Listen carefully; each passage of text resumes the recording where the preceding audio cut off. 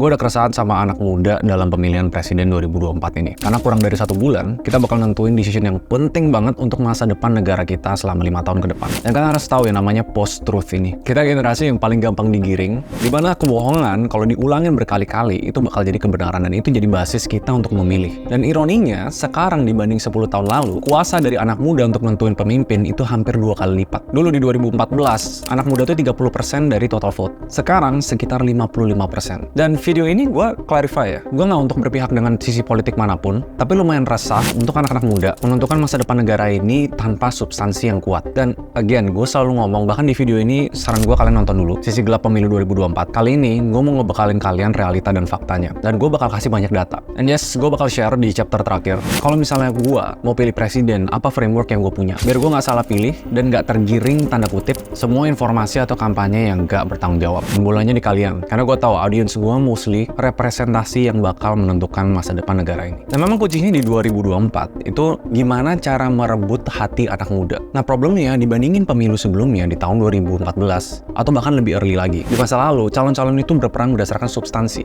Makin kesini, makin kita sadar karena eranya udah berubah, kita tuh digiring berdasarkan opinion, gimmick, atau lebih parahnya lagi hoax. Dan ini udah terjadi sebenarnya. Kalian kalau lihat ini, isu hoax itu selalu naik dan trennya makin parah setiap anak muda harus membuat keputusan. Why? Gue bakal jelasin tentang post-truth ini nanti. Karena behavior anak muda dari milenial sama Gen Z, mereka tuh masuk kategori swing voters atau undecided. Kita karena masih muda, kita tuh yang paling nggak ngerti soal politik, apalagi disuruh ngebedah semua gagasan-gagasan sama visi misi presiden kita. Dan sebenarnya ini survei yang latest ya. Di tahun 2024 ini, pas setiap ada debat, capres, cawapres, konsisten makin muda, makin Gen Z, makin pikirannya gampang berubah. Dan ini riset dari CSIS, 51% anak muda tuh masih bisa berubah pikirannya. Pertanyaan yang berubahnya itu diinfluence sama informasi apa. Jadi nangkep kan, kalian tuh sebenarnya aset yang berharga banget diincar sama semua partai politik, sama semua kampanye. Pertanyaannya, berapa persen anak muda di Indonesia yang punya defense atau pola pikir biar nggak terinfluence dengan gampang di era post-truth ini? Yang parahnya, kalau misalnya kebohongan, yang bikin beda dulu pertarungannya itu fakta dan hoax. Mana yang lebih kuat nih untuk bisa influence hati orang? Sekarang ada pemain baru lagi. Semakin banyak anak muda yang lebih memilih berdasarkan hoax dan opini, semakin mereka nggak mau atau anti ngelihat fakta dan objektivitas. That's post-truth. Cuma sebelum kita bedah kampanyenya, kita harus ngerti tentang landscape anak muda di Indonesia dan kenapa kalian tuh penting banget. Kita masuk ke chapter 1, problem anak muda Indonesia.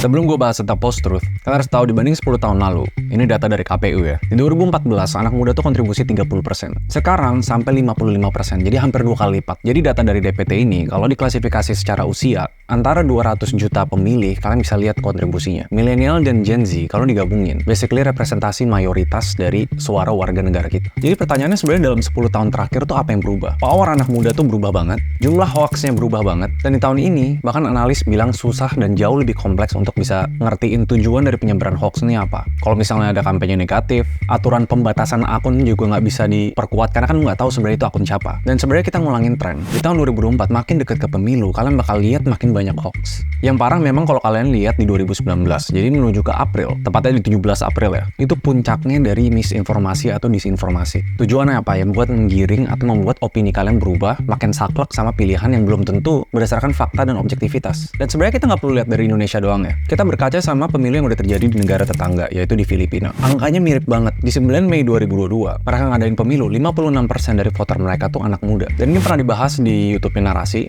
tentang cara kampanyenya juga berubah total. Sekarang lebih fokus ke gimana caranya memainkan emosi sama perasaan netizen untuk bikin orang berpihak sama satu calon. Dan ini digunain karena rendahnya literasi politik dari anak muda. Sama kayak di video sebelumnya gue bilang, kalau misalnya nggak bisa menangin pikiran, yang coba dimenangin adalah hatinya.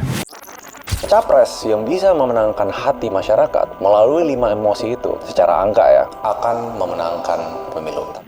Cuma apakah itu fair? Salah nggak? Sebenarnya nggak salah. Tapi jadi konsiderasi kita tuh sebenarnya bisa dan gampang digiring. Orang membuat keputusan berdasarkan emosional itu lebih gampang dan lebih kuat, apalagi kalau sifatnya berdasarkan opini atau disinformasi. Terus gimana anak muda Indonesia soal pemahaman politik? Kalian setuju gak kalau anak muda disodorin sama fakta, objektivitas, data yang terlalu berat? Karena kita ngomong bukan cuma kalian yang nonton video ini ya. Ini kita ngomong anak muda sampai ke akar rumputnya. Yang bikin beda, dulu tuh penentu-penentu voter itu punya pemahaman politik dan attention spend lebih lama dibanding generasi muda. Tapi dari dulu tuh nggak pernah terlalu dipermasalahin karena powernya anak muda tuh memang belum sebanyak itu. Sekarang menurut survei, anak muda tuh mau nggak mau dinilai sebagai aset yang berharga, tapi kita tahu bahwa mayoritas lebih banyak apatis, pengennya nonton berita atau informasi secara mentah-mentah, dan nggak mau repot buat evaluasi atau validasi. Dan ini menurut ekonomis. Dan ini korelasi sama pendidikan rata-rata di Indonesia juga ya. Semakin jenjang pendidikan yang ditempuh makin kecil, makin kemungkinan kena influence atau campaign yang nggak bersifat fakta atau objektivitas. Kalau kalian lihat what's going on di sekitar kita, dan kalian bandingin sama 10 tahun lalu, ini sangkut pautnya sama era post-truth yang gue jelasin di chapter 2, gimmick politik.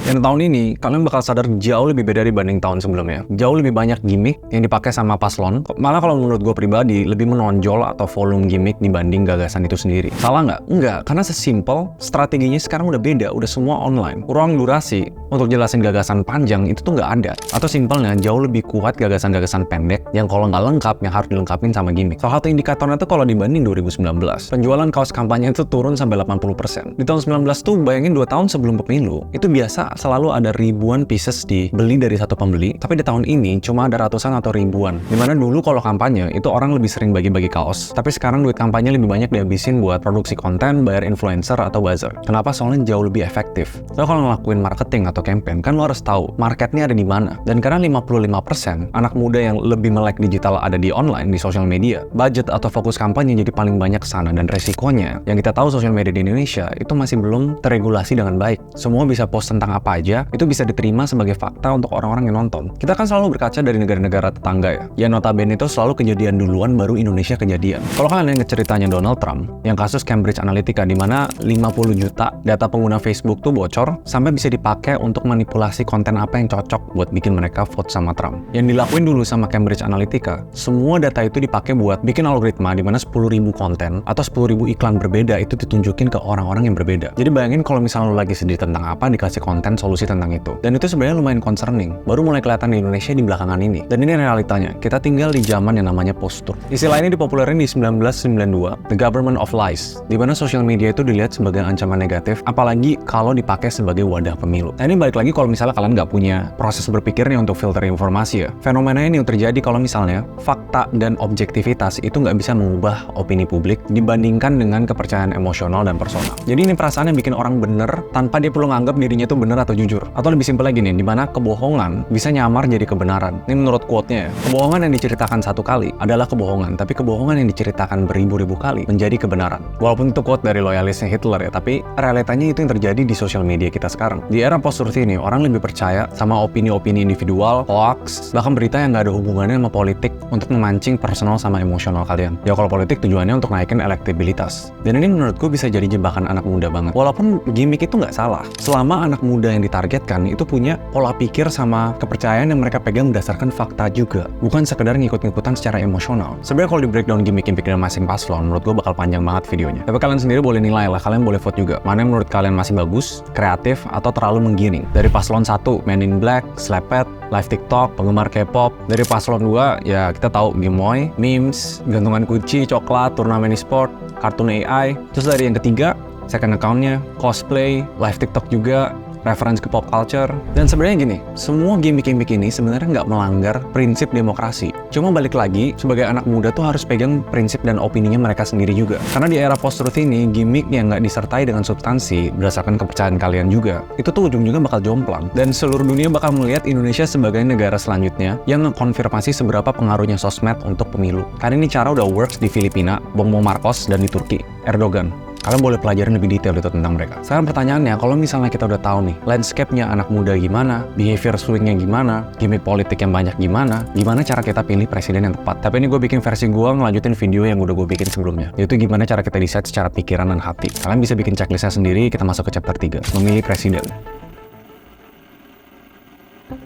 Hal paling basic, kalian jangan pilih cuma berdasarkan, oh kayaknya seru nih, oh ikut-ikutan orang aja deh. Karena perspektif politik tiap orang tuh beda-beda. Kalau kalian mau kontribusi sama masa depan negara kita, kalian harus punya framework untuk gimana caranya memilih. Sambil kalian pilih informasi mana yang sebenarnya berguna, atau sekedar nyentil emosional kalian doang. Kalau gue pribadi, pilihan harus bisa dipisahin dari pikiran dan hati. Terus make sure kayak dua itu cohesive, baru kalian coblos dan yakin bahwa pilihan kalian itu sesuai dengan prinsip kalian. Kita mulai dari pikiran dulu. Step 1, nggak jauh dari visi misi dari masing-masing capres. Tapi jangan berdasarkan kalian cuma scrolling doang doang ya. Kalian bisa bener-bener lihat dari websitenya masing-masing di sini, cari tahu langkah-langkah konkret dan sebenarnya outlook mereka untuk maju Indonesia tuh gimana. Apa sih yang jadi fokusnya, ekonomi kah? Apa yang mau dilakuin soal hukum? Dipelajarin juga apakah mereka paslon yang tepat secara credentials untuk bikin visi misi mereka jadi kenyataan. Yang masuk ke poin 2 yaitu track record. Karena yang ada dari reputasi seseorang atau paslon itu track recordnya. Kalian bisa pelajarin semua kegiatan-kegiatan dia, dampak yang selama ini dia udah lakuin selama dia menjabat, apa aja sih keputusan-keputusannya dan apa perubahan nyata yang mereka bawa di lingkup jabatannya. Tapi di sini juga kalian bisa mulai korek. Apa sih rumor-rumornya yang di-backing dengan fakta dulu pernah ada masalah apa,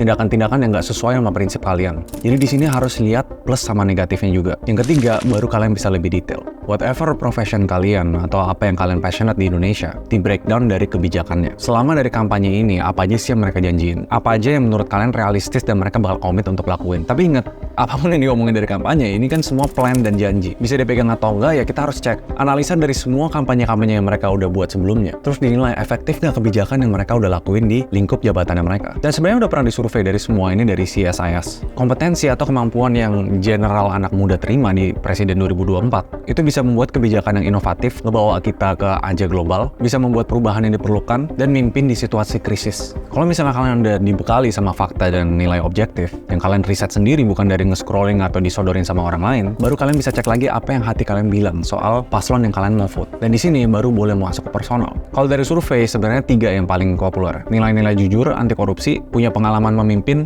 dan gayanya merakyat atau sederhana. Tapi kalau gue pribadi, step 1 dinilai dari prinsip dan integritas. Kalian bisa cari tahu sebenarnya pasangan kalian tuh megang nilai-nilai apa sih? Apa yang dia benar-benar percaya yang paling resonate sama apa yang kalian percaya? Yang kedua, kalian baru mulai nilai dari karakternya. Berdasarkan pengamatan kalian, poin-poin kayak kejujuran, bertanggung jawab, adil, atau bahkan kalian mau yang tegas bisa menggebu-gebu. Yang ketiga, gue nilai dari ketulusan dan keikhlasan. Karena ujung-ujungnya menurut gue bisa menjadi celah kalau dia nggak tulus dan ikhlas menjalankan jabatannya. When you become president, pasangan ini harus benar-benar memikirkan satu, yaitu Indonesia dan rakyatnya, bukan semena-mena kepentingan pribadi. Dan di luar dari kampanye, sebenarnya gue juga punya beberapa pesan. Buat para capres, harapan gue pribadi, di luar dari semua political engagement atau gimmick yang dilakuin sekarang, karena bolanya sekarang adalah transisi ke anak muda, gimana cara paslon ini memikirkan masa depan anak muda dan aware sama isu-isu yang lebih relevan. Jadi suara anak muda tuh dilihat sebagai aspirasi, bukan sekedar eksploitasi untuk alat kemenangan. Jadi topik-topik misalnya kayak digital, kreatif, lapangan pekerjaan baru, hopefully sih bisa ngebekalin anak muda zaman sekarang, bukan sekedar dipakai sebagai alat,